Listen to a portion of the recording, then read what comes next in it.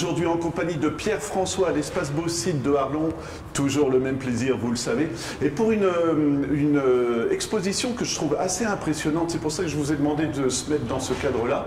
Et je vous demanderai déjà de nous expliquer le nom de cette exposition, s'il vous plaît. Oui, alors donc l'exposition a pour titre Ouvraison. Donc elle réunit deux artistes de la province de Luxembourg, Jean-Paul Couvert et Jacques Lemaire.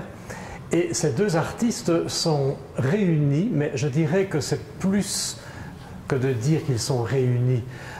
C'est un dialogue, d'accord, mais c'est presque, j'ai envie de dire, comme un acte de connivence qu'ils ont signé l'un et l'autre, parce qu'en fait, il y a chez eux, tous les deux, une préoccupation commune, une réflexion aussi concernant la peinture, et une fascination, je crois, je pense que le mot n'est pas trop fort, une véritable fascination pour l'art des origines, pour l'art pariétal. Voilà, ça c'est un premier point de vue qui vraiment fait que l'un et l'autre se rencontrent ici d'une façon vraiment, je vais dire, avec plein de correspondances. Et certains visiteurs vont même jusqu'à dire c'est comme une espèce d'osmose qui les réunit tous les deux. C'est ce que je vous disais justement en arrivant dans la galerie, et c'est pour ça que je vous ai demandé de vous installer ici, parce qu'on a l'impression de visiter presque une grotte, ou en tout cas une zone qui a été vraiment aménagée pour remonter à l'origine de l'homme et de l'art, hein, je dirais. Oui, alors pourquoi justement, pour répondre à la question du départ, ce terme de ouvraison? Eh bien, c'est un mot qu'un jour, lors d'une conversation avec Jean-Paul Couvert, c'est un mot qu'il a prononcé. Je me dis, tiens, c'est un mot que personnellement je ne connais pas du tout.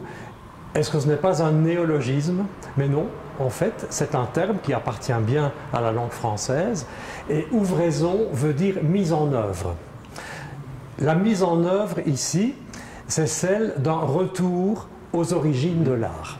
Voilà, je crois que c'est la meilleure manière de définir le terme par rapport aux œuvres qui sont ici présentées. Voilà, et justement, quand on arrive dans la galerie, il y a un tableau qui évoque une grotte, c'est déjà une invitation à remonter le temps, on va dire, quelque part. Oui, plusieurs de ces œuvres-là, et je pense là particulièrement à celle de Jean-Paul Couvert, qui sont réalisées sur bois, et qui bien souvent évoquent une paroi rocheuse sur laquelle peut-être un premier trait a existé, une première trace, une première ligne, une espèce d'élan qui a fait qu'à un moment donné, on assiste, mais avec ces temps tellement lointains, à la préfiguration de ce qu'a pu être la peinture. Et c'est un peu dans cet esprit-là que l'un et l'autre se retrouvent ici. C'est ce qui est intéressant, comme vous dites, préfiguration de la peinture, notamment sur ces tableaux sur du bois, hein, si je ne me trompe pas, et très très clair, c'est qu'on ne veut pas de figure très précise, justement, on veut faire poser des questions aux visiteurs, j'imagine. Oui, d'autant plus que, je prends l'exemple d'une tête qui est en tête en bois, qui renvoie plutôt à un art minimal. Donc c'est une trace qu'ils ont amené sur le tableau, c'est un signe, voilà, un signe qui n'est pas nécessairement, que l'on ne peut pas nécessairement interpréter.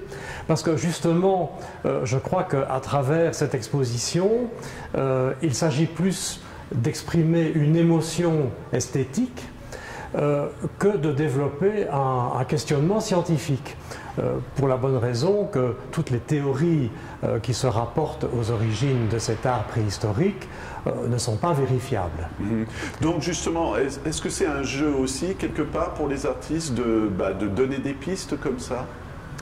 C'est-à-dire qu'on voit bien à quel point leur imaginaire les a amenés à l'un ou l'autre de ces travaux. C'est vrai qu'il y a d'une interprétation possible qu'ils nous demandent aussi de faire par rapport à ce qu'ils présentent. Absolument. Union des couleurs, je dirais, ou oui, pas? L'union des couleurs, parce qu'en effet, dans l'art pariétal, on va notamment retrouver ces tons d'ocre, de rouille, un peu de brique, et puis toutes ces nuances de noir, ces nuances de gris, et les blancs. beaucoup de blanc qui, dans les peintures à l'huile de Jacques Lemaire, ces blancs qui sont très présents, tout en étant des blancs finement colorés. On y voit des blancs un peu bleutés, des blancs plus ocrés aussi. De nouveau, hein, ce ton de l'ocre qui va se retrouver bien souvent en harmonie avec les ocres pratiqués par Jean-Paul Couvert. Donc il y a là tout un travail sur les nuances de la couleur, mais on a l'impression de voir ces signes, ces traces, ces empreintes qui émergent véritablement du blanc. Voilà. Le produit, enfin j'allais dire oui, la base c'est du bois, de la pierre de schiste, on est vraiment dans le thème encore une fois, on n'a pas cherché à tricher je dirais. Pas du tout, pas du tout. C'est un travail, j'entendais les propos, en toute innocence, en toute sincérité. Voilà, exactement pour rebondir sur ce mot. Voilà, premier geste de la main aussi. Alors, on évoquera les outils un peu plus tard, mais il y a aussi ces fameuses Vénus, je vais vous laisser nous en parler, qui préfigurent un petit peu la sculpture, on dira. Oui, alors là, quand on parlait tout à l'heure de la préfiguration de ce que pouvait être la peinture, ici on est dans un autre souci qui est celui de la représentation. Donc Jacques Lemaire se balade le long de l'Ourthe ou dans l'eau même carrément, me dit-il, et il va recueillir des pierres. Et ces pierres, quand il les examine, lui donnent l'impression qu'il a affaire à la représentation d'un corps féminin. Et puis, automatiquement, ça l'amène à évoquer le paléolithique supérieur, 25 000 ans avant notre ère, où on connaît de cette période des Vénus très célèbres. Et donc il se dit, mais j'ai peut-être là devant moi des petites Vénus. Ont-elles été sculptées un jour? Est-ce que c'est une première représentation du corps qui a donné l'idée à un sculpteur, à un artiste, de travailler la pierre de cette façon? Et là, on est évidemment dans un imaginaire total, mais pourquoi pas? Et donc, ça renvoie à cette idée de représentation d'un premier corps. Voilà. Et ce que je trouve assez fascinant, justement, vous l'expliquez, on essaye de donner l'impression qu'il n'y a pas eu trop d'intervention humaine. La sculpture, on commence à imaginer peut-être un début de sculpture, justement. Et après, on passe aux outils. Et ça, je trouve intéressant. Il y a deux grandes pièces, une hache, et vous nous donnerez le nom de l'autre outil, oui, où on lit avec est-ce que c'était ça? Et ça a vraiment existé. Je ne sais pas si vous voyez, mais en tout cas, il y a un lien qui est fait avec tout ça. Mais il y a en effet très peu, et ça c'est notamment le cas pour Jean-Paul Couvert, très peu d'intervention humaine. Ou en tout cas, il y a aussi l'idée que ce premier geste qu'il va appliquer sur la toile, ou sur le support bois plutôt, ce premier geste, il ne l'a pas prémédité. Il crée quelque chose, c'est un premier signe, une spontanéité dans l'application du trait qui le surprend en même temps.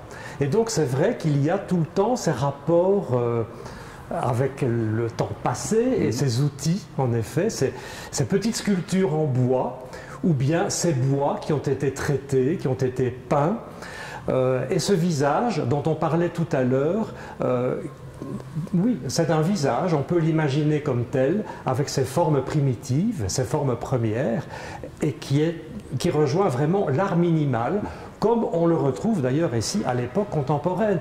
Donc ce n'est pas étonnant non plus.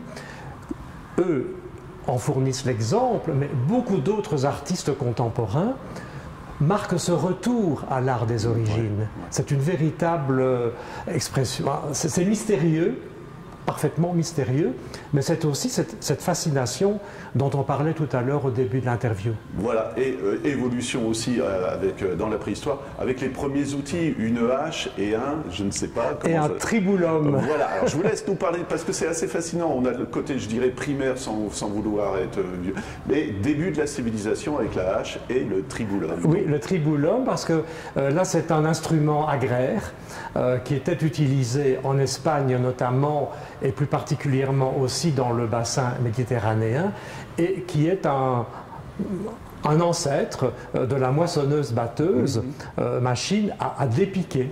Voilà. Et donc on voit bien ce tribulum qui est composé ici de 4 éléments, avec à chaque fois cette petite pierre très aiguë qui permettait justement de bien séparer l'épi du grain. Et cette petite pierre, comme par hasard, ici dans le cas du tribulum, c'est du silex. Voilà. Donc le rapport évidemment à la préhistoire réapparaît tout de suite aussi. Et est-ce que vous direz que c'est une conclusion logique? Moi j'ai l'impression que quand on arrive au tribulum, qui est un petit peu la fin de l'exposition pour moi, on a voyagé dans le temps et on a le début de la civilisation, et c'est une autre étape que pour l'instant on n'aborde pas. Alors, je pense qu'on peut imaginer qu'il y a un parcours établi, mais enfin bon, je pense que le souci premier n'était pas vraiment celui-là. Je projette. Et parce que quand on parle de scénographie et de ce côté, de cette osmose véritablement qui peut exister entre les deux, le souci premier était d'abord de réussir ces rencontres-là. Et ça, c'était le principal souci. Voilà, et ça sera une de mes dernières questions, mais encore une fois, hommage aux galéristes. C'est tellement harmonieux, c'est beaucoup de travail pour vous, j'imagine. Même, vous pouvez nous parler de l'installation des Vénus, qui n'a pas l'air comme ça aussi simple. Disons que, dans certains cas, l'espace proprement dit est déjà une indication.